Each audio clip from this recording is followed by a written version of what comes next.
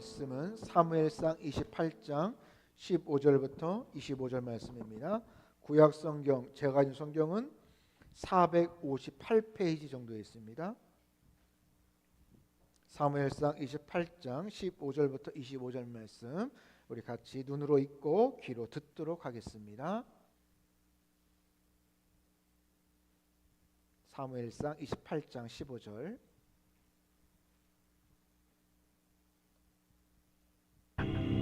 사무엘이 사울에게 이르되 내가 어찌하여 나를 불러올려서 나를 성가시게 하느냐?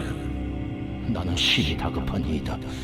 블레셋 사람들은 나를 향하여 군대를 일으켰고 하나님은 나를 떠나서 다시는 선지자로도 꿈으로도 내게 대답하지 아니하시기로 내가 행할 일을 알아보려고 당신을 불러 올렸나이다. 여호와께서 너를 떠나 내 대적이 되셨거늘 내가 어찌하여 내게 묻느냐? 여호와께서 나를 통하여 말씀하신 대로 내게 행하사 나라를 내 손에서 떼어 내 이웃 다윗에게 주셨느니라. 내가 여호와의 목소리를 순종하지 아니하고 그의 진노를 아말렉에게 쏟지 아니하였으므로 여호와께서 오늘 이 일을 내게 행하셨고 여호와께서 이스라엘을 너와 함께 블레셋 사람들의 손에 넘기시리니 내일 너와 네 아들들이 나와 함께 있으리라. 여호와께서 또 이스라엘 군대를 블레셋 사람들의 손에 넘기시리라. 사울이 갑자기 땅에 완전히 엎드러지니 이는 사무엘의 말로 말미암아 심히 두려워하며 또 그의 기력이 다하였으니 이는 그가 하루 밤낮을 음식을 먹지 못하였음이니라. 그 여인이 사울에게 이르러 그가 심히 고통당함을 보고 그에게 이르되 여종이 왕의 말씀을 듣고 내 생명을 아끼지 아니하고 왕이 내게 이르신 말씀을 순종하여 싸우니 그런즉 청하건대 이제 당신도 여종의 말을 들으사 내가 왕 앞에 한 조각 떡을 드리게 하시고 왕은 잡수시고 길 가실 때에 기력을 얻으소서 하니 사울이 거절하여 이르되 내가 먹지 아니하겠노라. 그의 신하들과 여인이 강건하매 그들의 말을 듣고 땅에서 일어나 침상에 앉으니라. 여인의 집에 살찐 송아지가 있으므로 그것을 급히 잡고 가루를 가져다가 뭉쳐 무교병을 만들고 구워서 사울 앞에와 그의 신하들 앞에 내놓으니 그들이 먹고 일어나서 그 밤에 가니라. 아멘. 할렐루야. 오늘 사무엘상 28장 15절부터 25절 말씀을 통하여서 아무리 다급해도 라는 말씀의 제목으로 함께 은혜를 나누기를 원합니다. 이 썬다싱이라는 사람이 있는데요.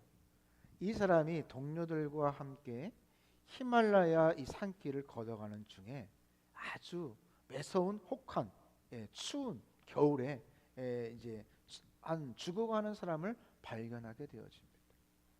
여러분 생각해 보세요. 자신들도 가까스로 살아서 지금 히말라야 산을 올라가고 있는데 이 사람을 도와줘야 될까요? 아니면 그냥 못 본 척하고 가면 될까요? 이 선다심과 그 일행들은 의견이 좀 분분했습니다. 선다심은 아직 다행히 죽지 않고 살아 있으니 이 죽어가는 영혼을 이 사람을 살려서 업고 가자라는 이제 선다심과 또 다른 사람들은 그냥 내 자신도 어떻게 할 수 없으니 그냥 우리는 그냥 못 본 척하고 가자. 그렇게 길을 떠나게 되어집니다. 선다싱은 이 죽어가는 이 부상당한 사람을 업고 걸어갔는데 그 앞에 자기의 일행들이 죽어 있는 채로 있는 모습들을 바라보게 되어집니다. 너무나 추워서 그냥 그대로 가다가 결국 그 추위에 그냥 죽고 만 것이지요. 하지만 이 선다신과 이 부상당한 사람은 서로가 뒤에 힘이 들고 어렵고 고비고비 힘들었지만 근데 서로가 어떤 없는 바람에 이 추위로부터 서로가 체온을 유지시켜 주어서 힘들었지만 이 두 사람은 살 수가 있었다고 합니다. 우리가 어떤 사람을 살리고 또 어떤 일들을 감당할 때에 우리는 선택하게 되어집니다. 이런 다급한 상황이 나에게 닥쳐지면 나는 어떤 선택을 할까요?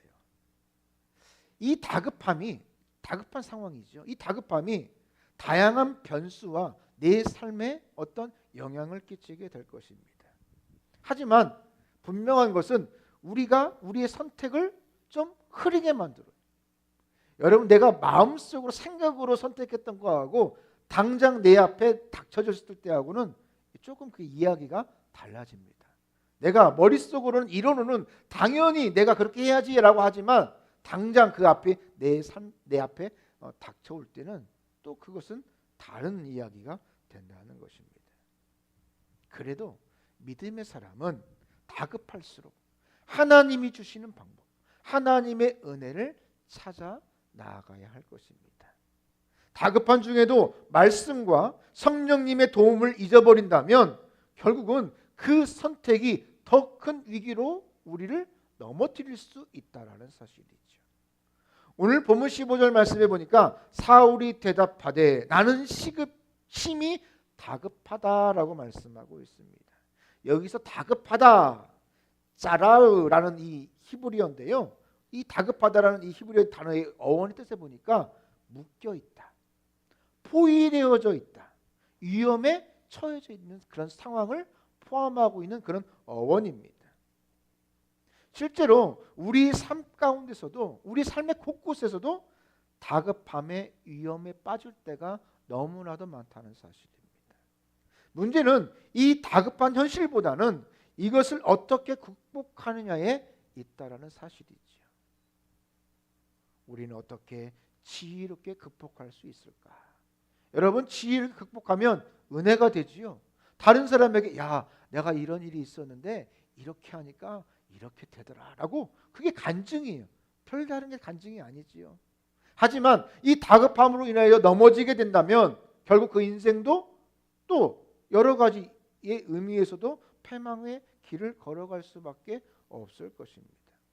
결국 오늘 사울은 이 다급함 속에서 결국 멸망의 길을 선택하였고 넘어졌다는 사실입니다. 다급한 이 상황 가운데 지혜로운 선택을 못하였기 때문에 그는 넘어지는 그런 삶을 살아갔다는 사실이죠. 우리도 마찬가지일 것입니다. 우리도 오늘 이 말씀의 사울처럼 이런 상황 가운데 처했을 때 어떻게 이것을 사울처럼 선택하지 않고 지혜로운 선택하며 살아갈 수 있을까요?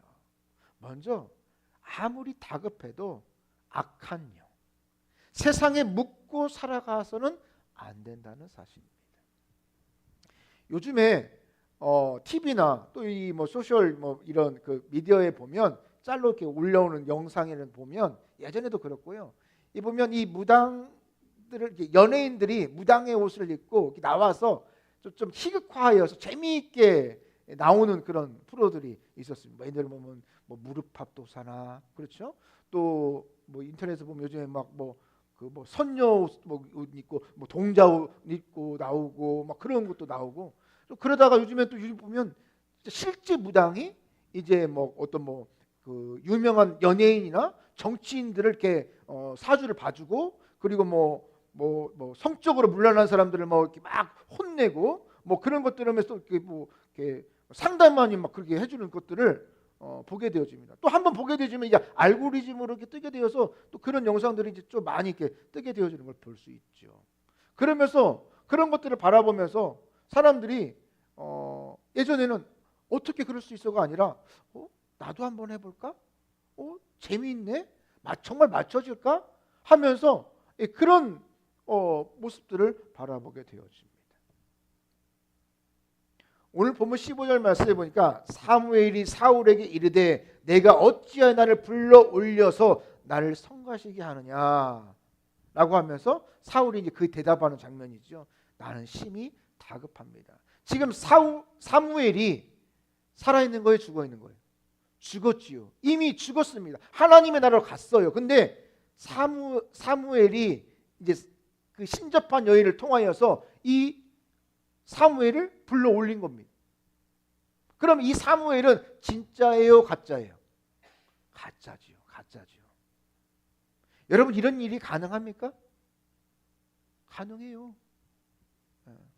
여러분, 이 무당들이요, 이 신을 나는 장군이요, 하는 있잖아요. 강신무도 있고 학습무도 있고 다 있는데요. 그 다 이 단계가 다 있습니다. 그래서 나름 서열이 다 있어요.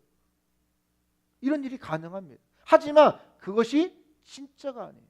어떻게 하나님 곁에 있는 천국에 있는 사무엘을 불러서 내려와서 나오겠습니까?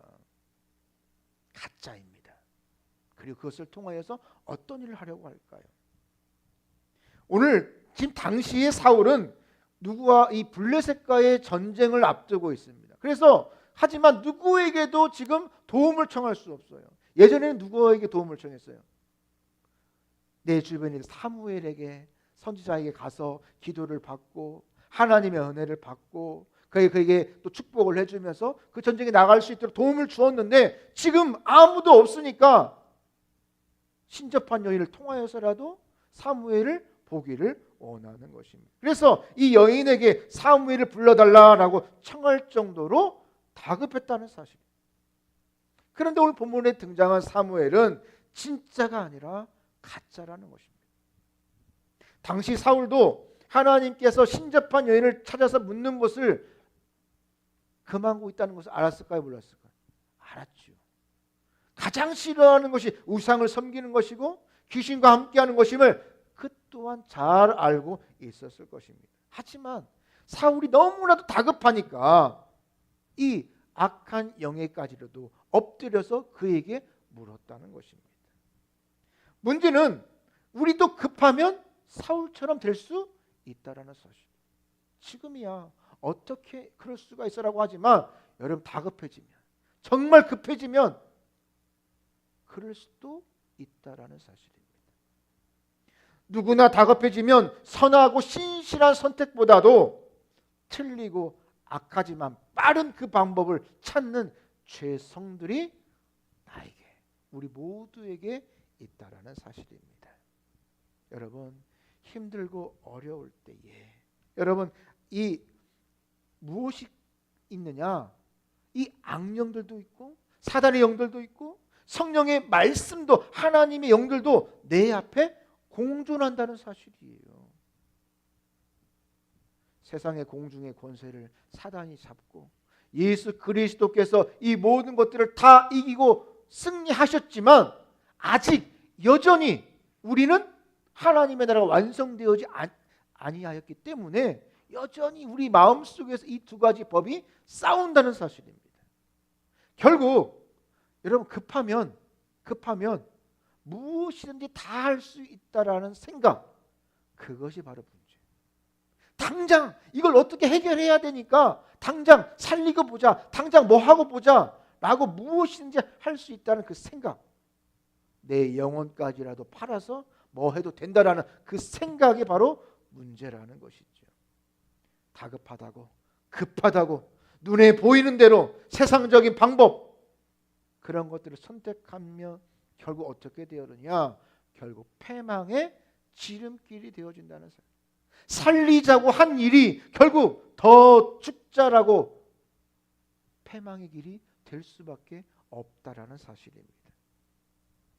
실제로 우리 주변을 바라보면 상황이 열악하다고, 다급하다고, 다 여러분 사울처럼 살아가지 않습니다. 힘들고 어렵다고, 내 상황이 어렵다고 다 그렇게 살지 않습니다. 여러분, 내가 가진 게 없다고 다른 사람 것을 훔치고 빼앗고 강도질하며 살아갑니까? 그렇지 않지요. 그 상황, 내 상황이 내가 배고프니까, 나에게 아무것도 없으니까 내가 다른 사람 것을 뭐 어떻게 해도 돼. 그건 범죄지요. 처벌받아 마땅한 일이지요. 오히려 지혜로운 영혼은 다급할수록 한 번 더 깊게 생각하고 한 번 더 하나님에게 더 묻고 바른 길이 무엇인가를 간구하며 살아가야 될 줄을 믿습니다. 그렇다면 우리가 이 상황 가운데 악한 영들에게 세상에 묻지 않고 살아갈 이유가 어디에 있을까요? 왜 그럴까요? 여러분, 사단의 영은요, 누구를 막론하고 모두에게 사랑과 배려가 없다라는 사실이에요. 당장 그것을 해결해 주는 것 같지만, 내가 그 가려운 것을 긁어주는 것 같지만 거기에 사랑과 배려가 없다라는 사실. 그것 하나 해결해 주고 그의 온 인생, 그의 모든 인생을 송두리째 빼앗아 갈 수 있다라는 사실입니다. 많은 사람들이 오늘 본문에 나오는 사무엘이 정말 사무엘처럼 이야기해서 혼동될 수도 있을 것입니다. 오늘 말씀에도 보세요. 사무엘이라고 돼 있잖아요. 그렇죠? 가짜 사무엘이라고 안 돼 있어요. 사무엘이 오면서 막 이야기를 하고, 어떤 말을 하고 있어요? 16절부터 보니까 어떤 말을 하고 있습니까? 가짜 사무엘이 하나님께서 사울 너를 떠나 내 대적이 되셨다. 사울의 나라를 떼어서 내 대적 다윗에게 주었다. 사울이 하나님의 목소리에 순종하지 않았다. 사울이 블레셋의 전쟁에서 너는 그 전쟁에서 죽을 것이다. 여러분, 이 말이 옳습니까? 진짜입니까? 가짜입니까? 팩트예요, 아니에요? 진짜지요. 지금 상황과 그리고 앞으로의 상황들을 정확하게 지금 우리는 바라보면 딱 맞아 있는 말씀입니다. 말이 옳고, 진짜 사무엘 말처럼 보이지만 여기에 뭐가 빠져 있을까요? 핵심, 그 말에는 사무엘을 살리려고 하는 뭐가 없어요? 사랑이 없다는 사실이에요. 배려가 없다는 사실입니다. 가짜 사무엘의 말에는 사울의 이 다급함을 풀어줄 어떤 해결책도 나와 있지 않습니다. 너의 상황은 지금 이렇다. 보통 그렇잖아요.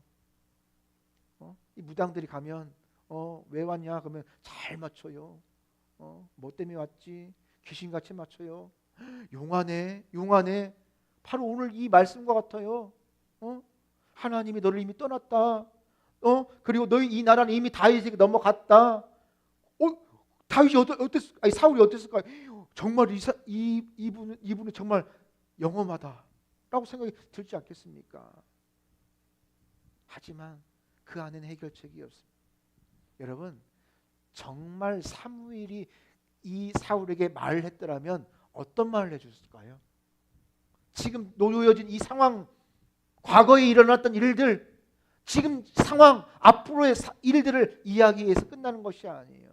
진짜 사무엘이었다면 사무엘에게 너 당장 하나님 앞에 엎드려라. 무릎 꿇고 회개해라.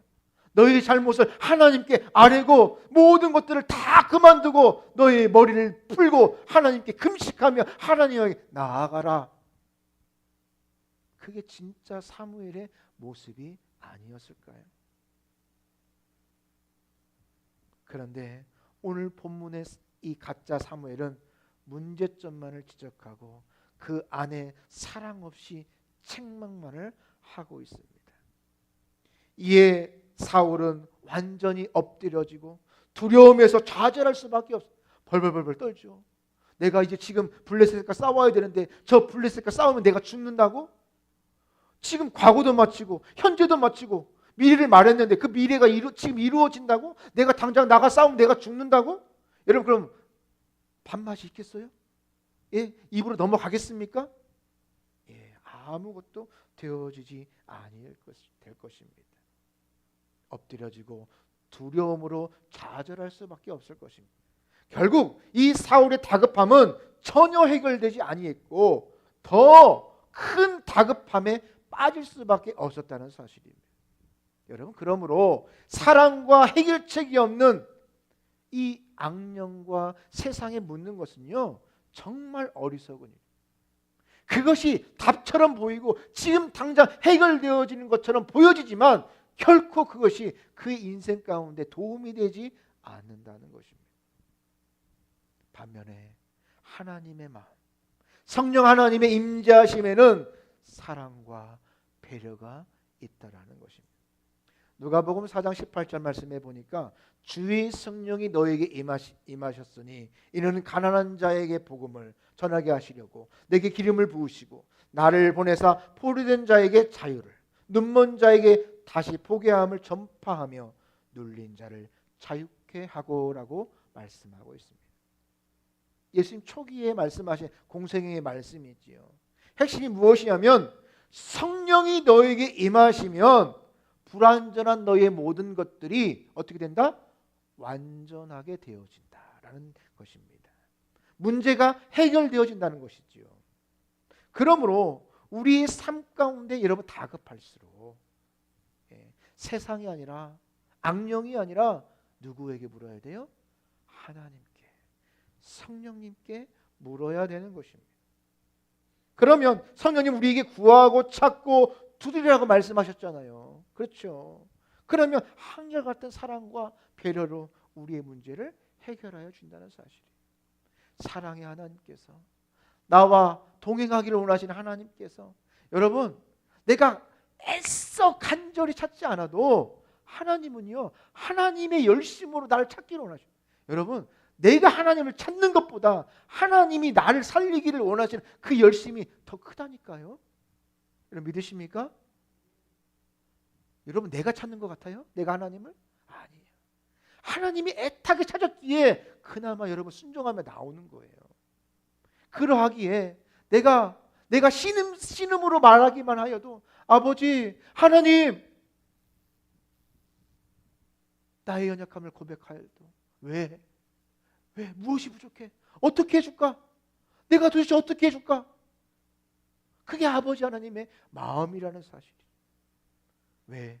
나를 살리기를 원하시고 나를 사랑하시기 독생자 예수 그리스도를 나에게 주셨는데 여러분 뭔들 세상에 무엇인들 여러분 부족함이 없이 나에게 주기를 원치 아니하겠습니까? 히스기야가 그가 죽음을 앞두고 하나님에게 기도하지요. 어떻게 되었습니까? 하나님께서 그의 생명을 연장해 줍니다. 다급해서 딸을 살리려고 애원했던 야이로 그의 간구를 주님은 들으시고 예수님께서 그 딸을 살려 주시지요. 여러분 세상은 결코 내 문제를 해결할 수 없다라는 사실입니다. 그러나 여러분 현실을 바라보면 눈에 보인다고 당장 들려진다고 하나님 말씀을 잃어버린 채 세상과 악한 것에 의지하며 살아가는 영혼들이 너무나도 많다라는 사실입니다. 그러나 내 안에 어떤 다급함이 있을지라도 여러분 해결책은 하나님뿐임을, 오직 하나님뿐임을 여러분 내 마음속에 새기시기를 바랍니다. 다급할수록 힘들수록 중요할수록 하나님께 묻고 의지해야 되는 것입니다. 제가 이제 대전에 사역할 때 이제 세 가족이 잘 나오다가 이제 몇 줄을 안 나왔어요. 한 줄 안 나왔어요. 그래서 전우사님이 전화를 이제 했어요.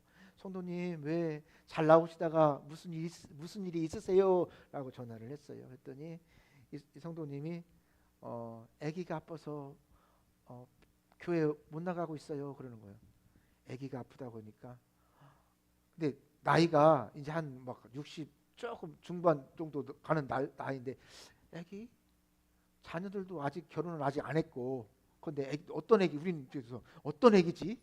막 머리를 막 하는 거예요. 어떤 아기지? 아기가 그 집에 아기가 없는 걸로 알고 있는데 혼자 살고 있는 거 알고 자녀들 멀리 나가 있는 걸로 알고 있는데 아기가 누가 왔나? 뭐 친척 아기인가 그랬는데 하다 보니까 그래가지고 결국은 이제 그 집을 신방을 갔는데 그 아기가 누구냐면 강아지 아기. 자기 입장에서 아기. 그래서 보니까 그래서 막 신방을 해서 얘기를 하다 보니까 이분이 11월 예를 들어 제가 한 10월 한 중순 정도 요맘때 10월 중순쯤에 갔는데 11월 초에 이 무릎 연골 무슨 관절 수술을 한다고 했었어요. 근데 이 아기가 아파서 강아지가 아파. 근데 강아지가 이제 나이가 보통 수명이 인간 사람보다 한 3분의 1 정도 짧잖아요. 그렇죠?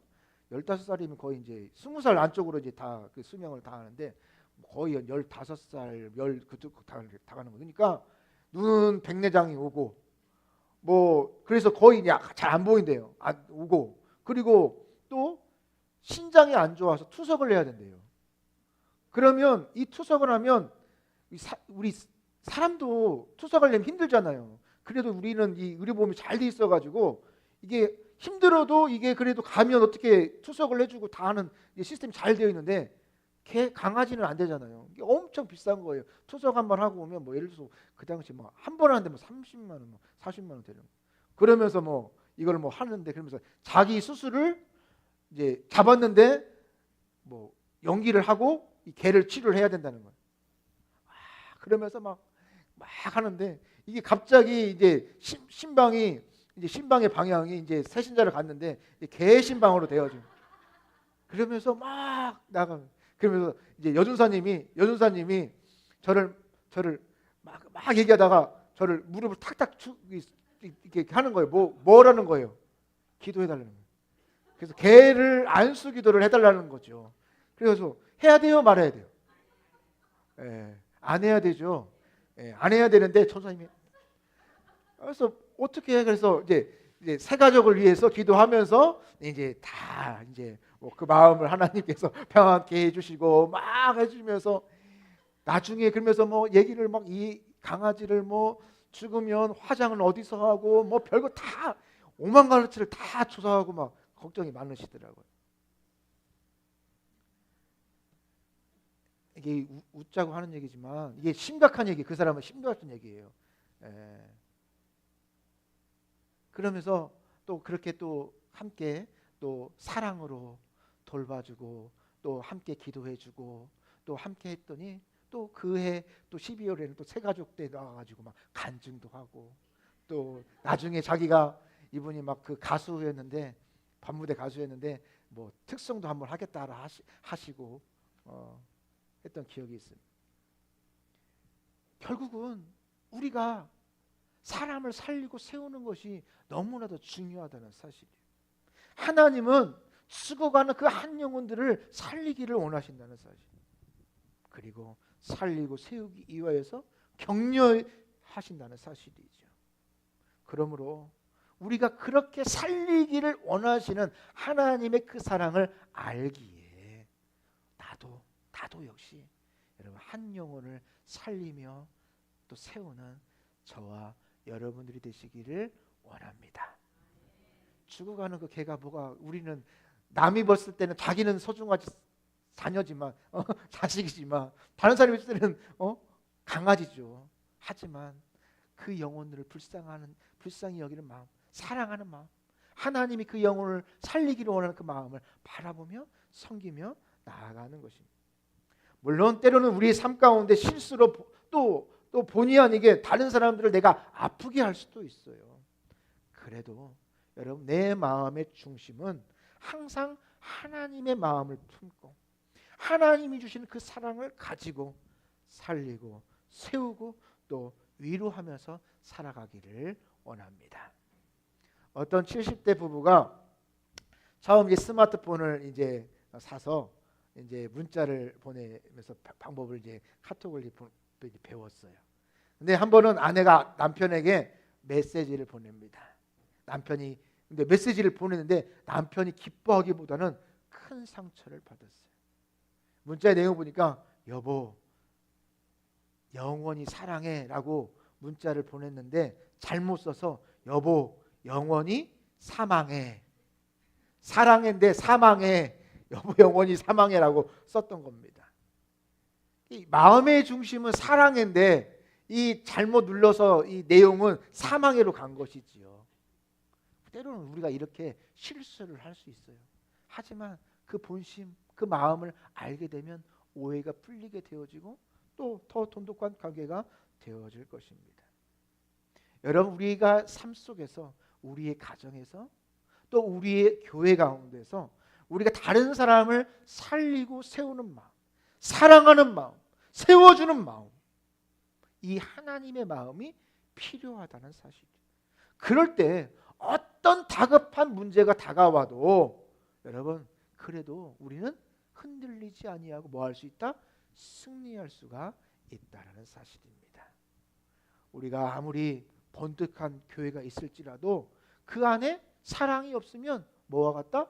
울리는 꽹과리와 같다라고 말씀하고 있어요. 결국 하나님이 우리를 지배하는, 우리와 동행하는 나의 주인이 되는 교회가 되어야 된다는 사실. 반대로 부족하고 연약할지라도 그 안에 사랑과 은혜가 있다라면 그것이 바로 진짜 하나님이 원하는 공동체이겠죠. 우리 가정도 마찬가지. 제가 말씀드렸죠. 계속 가정과 교회는 뭐다? 같다. 하나님이 만드신 공동체는 한 가지예요. 가정이에요. 가정.